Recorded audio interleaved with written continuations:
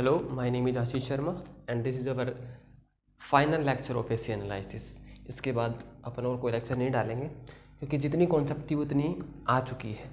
अब ऐसे इसके अंदर मैं इमीटर फॉलोअर बता रहा हूँ, मतलब इस बार आउटपुट अपन इमीटर के ऊपर लेंगे, मतलब बाकी जितने भी अपन ने टाइप डिस्कस किए उन सबसे अलग है। लेकिन आप एक चीज़ हमेशा ध्यान रखना, आपको कॉन्सेप्ट पे फोकस करना है। आप जितनी भी एसी एनालिसिस के वीडियो हैं आप देख चुके हैं, ठीक है, ये देख लेना। एक बार उनको सबको रिवाइज करना और एक प्रॉपर नोट्स बनाना सभी के लिए। और जब आपके सारे नोट्स तैयार हो जाएं तो आप नोटिस करना कि इनमें क्या सिमिलरिटीज़ हैं, क्योंकि ध्यान रखना कॉन्सेप्ट कभी नहीं बदलती है। मतलब इस नाम पे आपको जाना ही नहीं है। जब एग्जाम में क्वेश्चन आए तो आपको देखना ही नहीं है कि वोल्टेज डिवाइडर क्या है क्या नहीं है। आप सिर्फ अपनी इलेक्ट्रॉनिक्स याद रखनी है आपको। हाँ, इक्विवेलेंट मॉडल आपको याद होना चाहिए। उसके बाद सिर्फ केसीएल केवीएल नॉर्मल कैलकुलेशन अपन करते हैं, पैरेलल कॉम्बिनेशन, सीरीज कॉम्बिनेशन, ये सब चलता है इलेक्ट्रॉनिक्स के अंदर।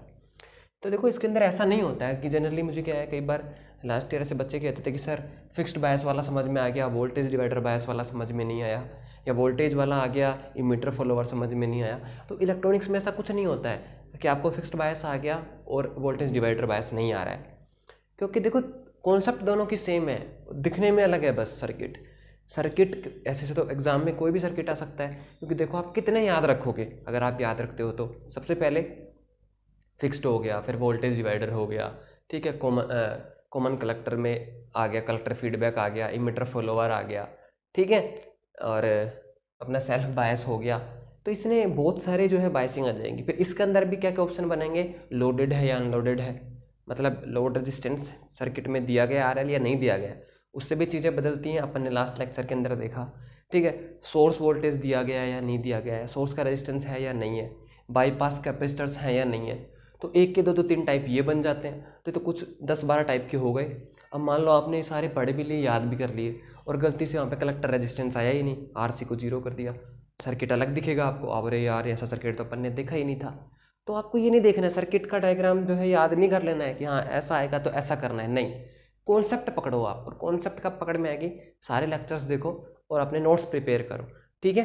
बाकी मैं भी जो है प्लान कर रहा हूँ जो कंटेंट तैयार करने का, मतलब टाइप करवा देंगे अपन पर्टिकुलरली। मैं खुद नोट्स बनाऊंगा, ये जो नोट्स मैं प्रोवाइड कराता हूँ मेरे स्टूडेंट के रिटर्न है, मैं खुद नोट्स बनाऊंगा और जितने भी एरर होंगे उनको फिक्स करूंगा एक पर्टिकुलर मैनर के अंदर, और फिर उनको टाइप करवा देंगे, ठीक है। लेकिन उसमें थोड़ा सा टाइम लगेगा, ठीक है, क्योंकि टाइप मैं नहीं कर सकता हूँ, तो मुझे एक बंदा भी हायर करना पड़ेगा टाइप करने के लिए, उसमें थोड़ा सा टाइम लगेगा। तब तक आप जितने जो चल रहे हैं वीडियो, इनके नोट्स अपने आप तैयार करते हुए चलिए, ठीक है। तो अब अपन क्वेश्चन पे आ जाते हैं। और देखो इस क्वेश्चन को बिल्कुल ऐसे ही डील करेंगे अपन कि अपने कोई मतलब नहीं नाम में क्या है, नाम की जरूरत ही नहीं पड़ेगी आपको, ठीक है। तो इमीटर फॉलोअर का मतलब होता है कि अपन आउटपुट इमीटर पे ले रहे हैं, और इमीटर फॉलोअर बेसिकली किसकी तरह काम करता है, कलेक्टर फीडबैक की तरह काम करता है, मतलब कॉमन कलेक्टर की तरह काम करता है ये, ठीक है ना। मतलब जो कॉमन कलेक्टर कॉन्फ़िगरेशन जो आउटपुट देता है, वो आउटपुट कौन देता है, अपना कॉमन इमीटर देता है। लेकिन आउटपुट कहाँ ले रहे हैं, इमीटर पे ले रहे हैं, इसीलिए इसको इमीटर फॉलोअर कह रहे हैं। तो देखो भाई सर्किट बनाते हैं सबसे पहले तो।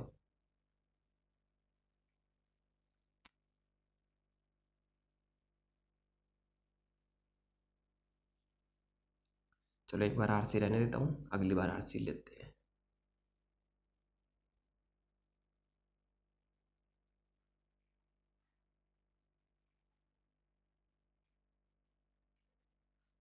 या फिर देखो इसको और थोड़ा सा एडिट कर देते हैं, आरसी लगा देते हैं, इसके पैरेलल में बाईपास कैपेसिटर लगा देता हूँ मैं।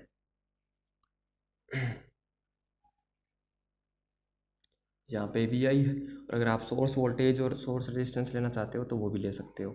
ये लो भाई, तो ये क्या हो गया, सोर्स वोल्टेज वी एस, ये रेजिस्टेंस हो गया आर एस, और ये हो गया ग्राउंडेड। ये आपका आर बी, ये आर सी, ये आपका आर ई, ठीक है, और ये वी सी सी, ठीक है।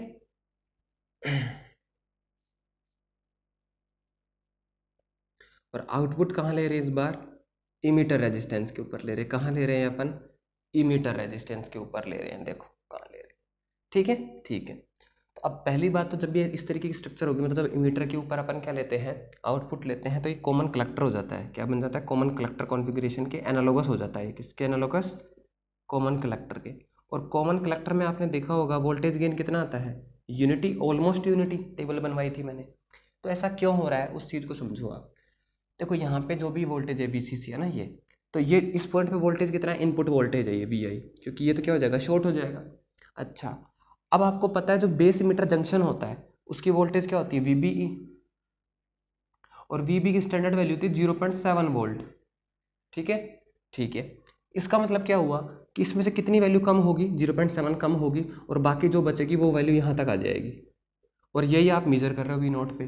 तो बेसिकली वी नोट क्या है, अगर आप कॉमन सेंस से देखते हो थोड़ा, VI माइनस 0.7, अगर मैं DC एनालिसिस के हिसाब से देखता हूँ तो इसका मतलब क्या आ गया, अब ये बहुत वैल्यू कम है 0.7, इसका मतलब वी नोट क्या होता है, ऑलमोस्ट बराबर ही होता है VI के। इसी वजह से वोल्टेज गेन कितना रहता है, ऑलमोस्ट यूनिटी रहता है। ये हो गया अपन DC बायसिंग से थोड़ा सा अप्रोच लगा के देख रहे हैं। अब मैथमेटिकली कैलकुलेशन तो अपन करेंगे ही करेंगे। ठीक है, तो ये कॉमन कलेक्टर की तरह काम कर रहा है, और जो गेन होता है यूनिटी होता है। क्यों होता है वो वजह आ गई।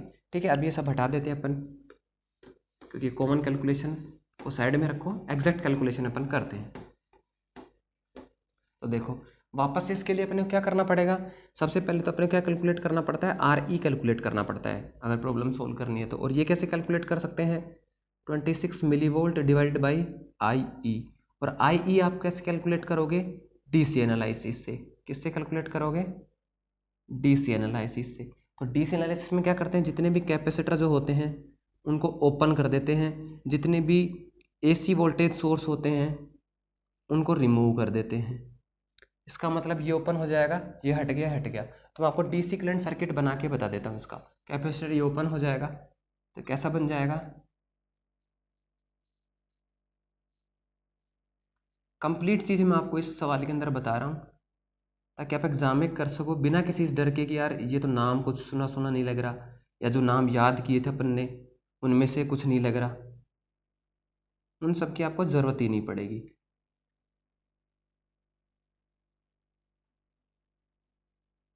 ठीक है, ठीक है। अब अपना काम क्या कैलकुलेट करना है, इमीटर करंट। तो अपन देखो यहाँ से ये VCC है, तो अपन कौन सा लूप ले लेते हैं, मैं ये वाला लूप ले लेता हूँ, ये वाला,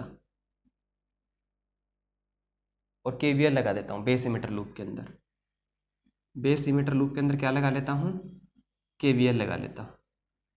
ठीक है, और अगर आप इसको लिखना चाहो तो VCC का मतलब क्या है, VCC का मतलब एक बैटरी है, और ये दोनों से कनेक्टेड है, मतलब वो VCC यहाँ पे भी है और वो यहाँ पे भी है, यही तो मतलब है। ठीक है, अच्छा, कभी भी जब प्लस लिखा होता है तो कैसे बनाते हैं अपन, पहले प्लस टर्मिनल, फिर नेगेटिव टर्मिनल, और फिर ग्राउंडेड, यही बनाते हैं,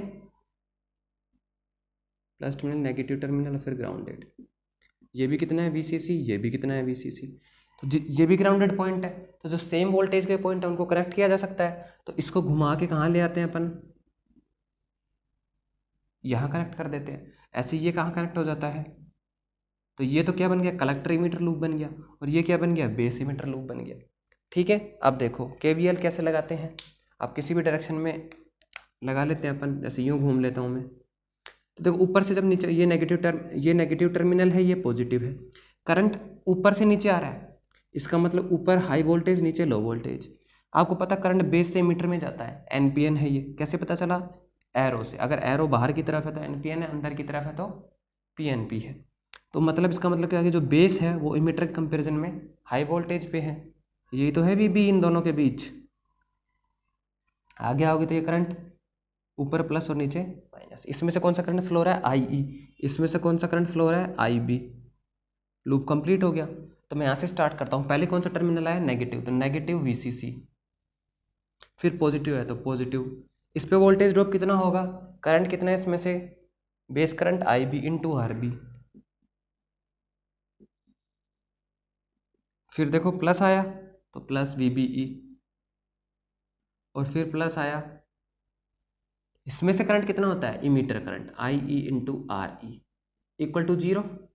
IE कितना होता है, 1 प्लस बीटा इंटू IB।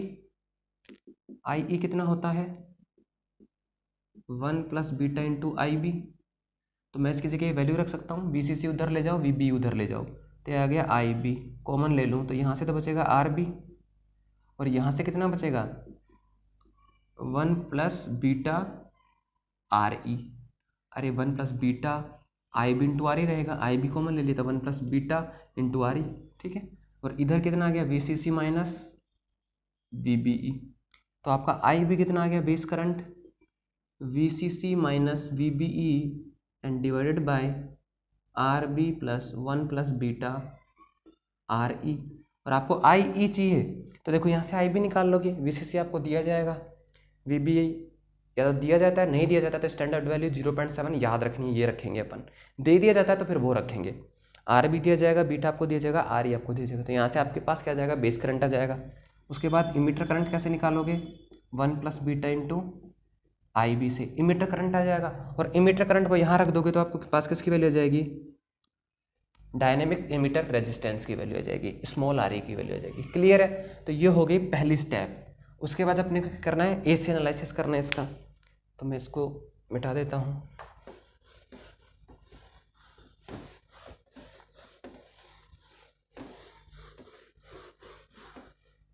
तो भैया पहले एसी इक्विवेलेंट सर्किट बनाते हैं। तो एसी इक्विवेलेंट सर्किट की क्या कंडीशंस होती हैं बताओ।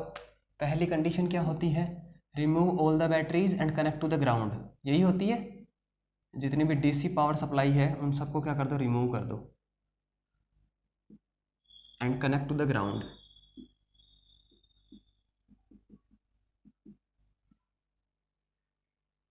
और दूसरा क्या होता है, एसी सर्किट के अंदर जितने भी कैपेसिटर है, कैपेसिटर क्या हो जाते हैं, शॉर्ट सर्किट हो जाते हैं। क्या हो जाते हैं, शॉर्ट सर्किट, ठीक है। क्यों हो जाते हैं, क्योंकि एक्स या अपॉन 1 अपॉन ओमेगा सी होता है। तो देखो जब डीसी होता है तो omega 0, 1 upon 0 infinity, infinite resistance का मतलब क्या हो गया, ओपन सर्किट। तो अपन ने डीसी में ओपन किया था, लेकिन यहाँ पे कुछ वैल्यू होगी और फ्रीक्वेंसी अपन ज़्यादा ले लेते हैं तो 1 अपॉन एक हाई वैल्यू, इसका मतलब ऑलमोस्ट 0। तो आइडियल केस मान के चलते हैं अपन, हालांकि प्रैक्टिकली तो 0 आएगा नहीं, आपको भी पता है, ठीक है। ठीक है, तो अपन एसी इक्विवेलेंट सर्किट बनाते हैं इसका। एसी इक्विवेलेंट सर्किट के अंदर कैपेसिटर क्या हो जाएंगे, शॉर्ट। तो कुछ इस तरीके से जो है ये यहाँ पे वी आई रहेगा, ये आर एस है अपना, ये वी एस है, आर एस है,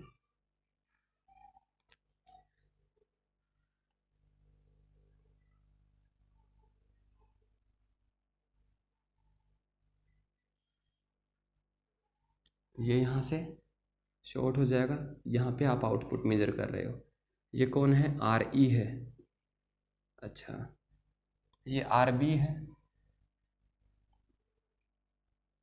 आर बी वी सी से कनेक्टेड है और आर सी बी वी सी से कनेक्टेड है। लेकिन आर सी के शॉर्ट हो जाएगा, शॉर्ट हो जाएगा तो ये रेजिस्टेंस किसी काम का नहीं, तो ये तो डायरेक्ट हो गया। अब दोनों वी सी सी की तरफ जा रहे थे, तो इस पे भी वी सी सी था और इस पे भी वी सी सी था। लेकिन ये क्या कह रहा है, remove DC power supply and connect to the ground, मतलब ये भी ग्राउंडेड 0 पे आ गया और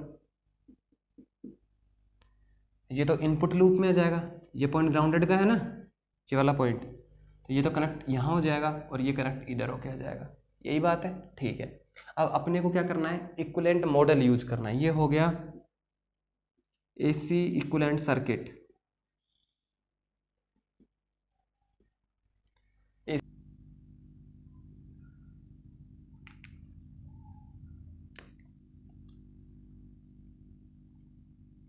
ठीक है भाई, अब अपन बात करते हैं किसकी, एसी इक्विवेलेंट मॉडल की। अब अपने को क्या पता है कि जो इतना जो ये रीजन है,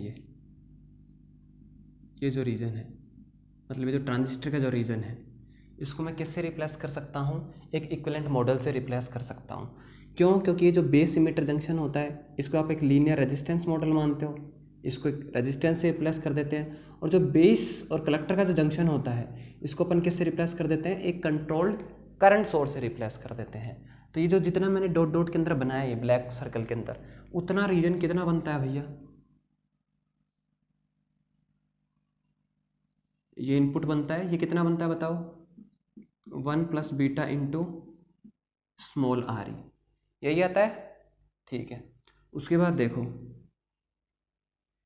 आउटपुट, यानी कि बेस कलेक्टर किस तरीके से बनता है, कंट्रोल सोर्स आता है, controlled current source, controlled current source का ही सिंबल, ठीक है।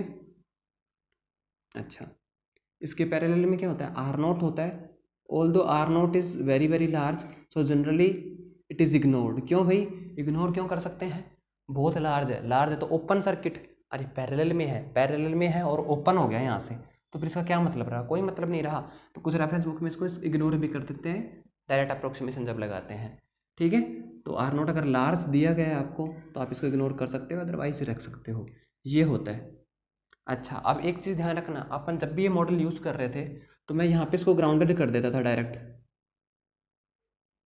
कर देता था ना भाई। तो क्या यहाँ पे भी कर देंगे अपन? यहाँ पे नहीं करेंगे, क्यों? तो वहाँ पे क्या होता था, जो इमीटर होता था बाईपास्ड होता था। बाईपास्ड होता था मतलब यहाँ पे कैपेसिटर लगा होता था तो ये शॉर्ट हो जाता था, लेकिन यहाँ पे शॉर्ट नहीं हुआ। इसका मतलब ये जो लीनियर रेजिस्टेंस जो मॉडल है डायनेमिक, ये डायरेक्ट ग्राउंड में नहीं जा रहा, बीच में इमीटर आ रहा है। ऐसे ही सेम चीज़ आउटपुट के लिए करेंगे तो ये डायरेक्ट ग्राउंड पे नहीं जाएगा, कहाँ जाएगा ये, कहाँ जाएगा ये, पहले इमीटर पे जाएगा, और इमीटर रेजिस्टेंस पे जाने के बाद ये कहाँ जाएगा, ग्राउंड पे जाएगा। ये चीज़ क्लियर हो गई, ठीक है ना। तो दोनों बाकी उनमें और इसमें क्या फ़र्क है बेसिक, कि वहाँ पे इमीटर रेजिस्टेंस बाईपास हो जाता था तो डायरेक्ट टर्मिनल ग्राउंड में चला जाता था, लेकिन नहीं, यहाँ पे बीच में कौन आएगा, इमीटर रेजिस्टेंस आएगा, ठीक है। अगर आर नोट लार्ज है तो अपन इसको क्या कर सकते हैं, इग्नोर कर सकते हैं। ये लो, आर नोट हमेशा क्या होता है, करंट सोर्स के पैरेलल में होता है, ठीक है, ठीक है। अब देखो, अब बाकी जो अपना सर्किट बच गया वो बनाना है अपने को, चलो वो बनाते हैं भैया। तो ये क्या है, बेस देखो आपको अच्छे से याद होगा, ये कौन सा करंट होता है, बेस करंट होता है। ये कितना होता है current source, beta I B होता है, यानी कि आई सी बेसिकली, लेकिन सारे अपन इनपुट करंट के टर्म्स में लिखते हैं, ठीक है। अच्छा, तो जो बेस है ये आर बी से कनेक्टेड है देखो, और आर बी ग्राउंडेड से कनेक्टेड है, तो यहाँ कौन आएगा भैया, यहाँ आएगा अपना आर बी, कौन आएगा, आर बी, और आर बी कहाँ कनेक्ट होगा, ग्राउंड से। तो ये गलती मत कर देना, यहाँ कनेक्ट कर दो, क्योंकि वहाँ पे ये यहीं कनेक्ट होता है, क्यों, क्योंकि वहाँ पे आर ही होता नहीं है, पूरा ग्राउंडेड ही होता है, तो डायरेक्ट यहीं कनेक्ट हो जाता है। ये देखो बेसिक डिफरेंस है, इसीलिए मैं कहता हूँ कॉन्सेप्ट पकड़ो, ना कि सर्किट ये है, ये नाम याद कर लिया, ऐसा आपको करने की ज़रूरत नहीं है। आर बी, ठीक है। अब ऐसे देख लो, अब आर बी का जो ये वन टर्मिनल था जो बेस के अंदर जा रहा था, उससे आर एस कनेक्टेड है, ये लो भैया, उससे आर एस कनेक्टेड है, और आर एस से सोर्स कनेक्टेड है, और सोर्स का भी दूसरा टर्मिनल ग्राउंड में जा रहा है, मतलब ये भी यहाँ कनेक्ट होगा। तो बताओ सर्किट बनाने में कोई प्रॉब्लम आती है क्या? कोई प्रॉब्लम नहीं आएगी, कॉन्सेप्ट पकड़ो, मेन चीज़ ये है। आउटपुट पे आ जाओ। अच्छा, आरसी तो भैया आपका शॉर्ट हो गया, क्यों, क्योंकि बाईपास कैपेसिटर दे रखा है मैंने, तो आरसी तो लगेगा नहीं। अगर आरसी होता तो आरसी कहाँ जाता, यहाँ कनेक्ट हो जाता। अब नहीं है तो भैया अपन कुछ कर ही नहीं सकते, ठीक है, चलो जाने देते हैं फिर। अब आउटपुट आप कहाँ मेजर कर रहे हो, आर ई के क्रॉस, मतलब आउटपुट मेजर हो रहा है यहाँ पे, इसके और इसके बीच में, इसके आर ई के क्रॉस मेजर कर रहे हो आप, क्लियर है, ठीक है। यहाँ पे आउटपुट आप मेजर कर रहे हो, क्लियर है। अब अपन वापस से सर्किट बन गया।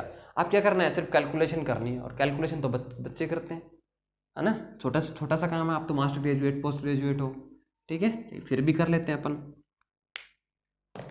थोड़ा कलर चेंज कर लेते हैं। तो सबसे पहले बात करते हैं इनपुट इम्पीडेंस की।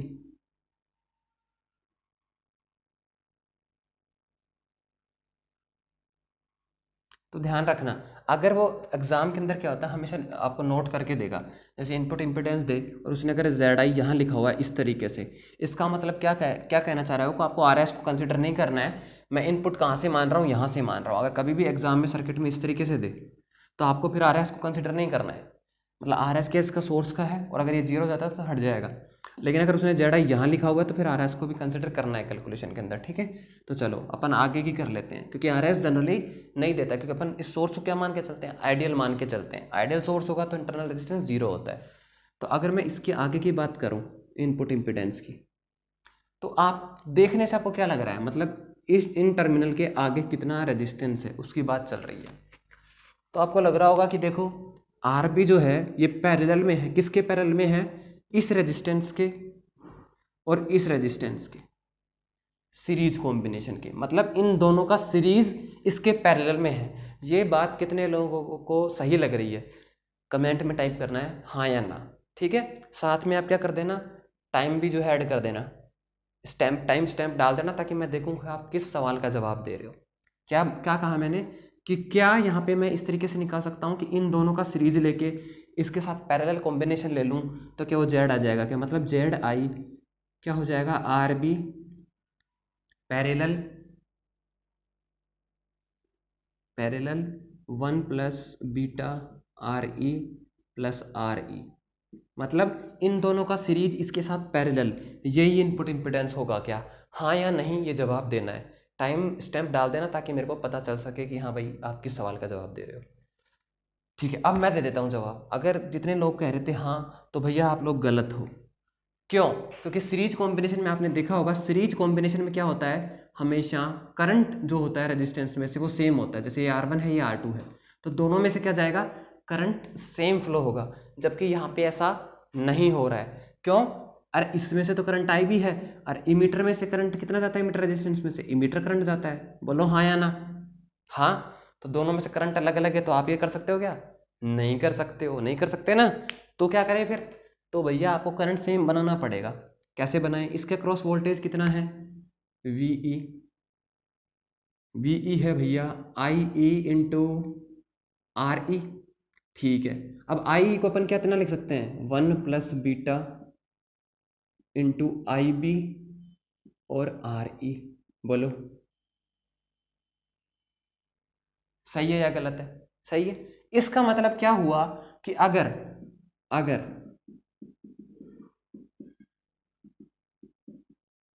मैं इस पूरे को रेजिस्टेंस मान लूं, तो ये आई बी के लिए वोल्टेज हो गया ना। मतलब अरे इस दोनों में करंट सेम रखना है, इसमें आई बी है और इसमें भी आई बी आ जाए, मतलब आई बी के रेस्पेक्ट में ये कितना इफेक्टिव है। कुल मिला के अपने क्या क्या बताना है कि आई बी के रेस्पेक्ट में ये कितना इफेक्टिव है। तो आई बी के रेस्पेक्ट में कितना इफेक्टिव हो गया, 1 प्लस बीटा इंटू आर ई। बोलो आया नहीं आया समझ में। अरे वोल्टेज क्या होगा, ओम्स लॉ से current into resistance, I E को मैं लिख सकता हूँ 1 plus beta into I B. So 1 plus beta into R E and into I B. तो अगर मैं आई बी के रेस्पेक्ट में, मतलब बेस करंट के रेस्पेक्ट में देखूँ, तो बेसिकली कितना रेजिस्टेंस हो जाएगा ये, 1 plus beta into capital R E. और सेम कॉन्सेप्ट मैंने कब यूज़ की थी, जब अपन ने ये कैलकुलेट किया था, याद आ रहा हो तो। इक्विवेलेंट मॉडल वाला जब देखोगे आप, तो उसमें भी मैंने यही कॉन्सेप्ट यूज़ की थी, सेम करंट बनाया था मैंने। तो मतलब इसमें आई बी और इसमें भी अगर आई बी रखना है, तो आई बी के लिए कितना इफेक्टिव रेजिस्टेंस प्रोवाइड कर रहा है ये, 1 plus beta into R E. तो यहाँ पे ये 1 plus beta into R E plus क्या आएगा, 1 plus beta capital R E. बोलो आया नहीं आया समझ में। क्यों? इसमें से करंट आई बी है, आई बी के लिए इतना रेजिस्टेंस है। ऐसे ही इसमें से भी करंट अगर आई बी रखना है, तो आई बी के लिए इफेक्टिव रेजिस्टेंस इतना होगा। चीज समझ में आ गई आपको। तो इन दोनों को ऐड करना है, मतलब इन दोनों का सीरीज कॉम्बिनेशन इसके पैरेलल में है। तो अब ये क्या हो गया है, सही हो गया है। तो जेड आई क्या हो गया, R B into parallel combination का फॉर्मूला क्या होता है भैया, इसमें देखो 1 प्लस बीटा तो कॉमन आ जाएगा, और ये हो जाएगा R E plus small R E. ठीक है, and divide by R B plus 1 plus beta and R E plus small R E. तो ये क्या आ गया आपका, इनपुट इम्पिडेंस आ गया। तो बताओ कुछ बदला क्या, मतलब कैलकुलेशन है, डेटा बदल गया, ये फॉर्मूला बदल गया, लेकिन क्या अपनी कैलकुलेशन बदली, क्या अपनी कॉन्सेप्ट बदली, नहीं बदली। So just focus on concept. ठीक है।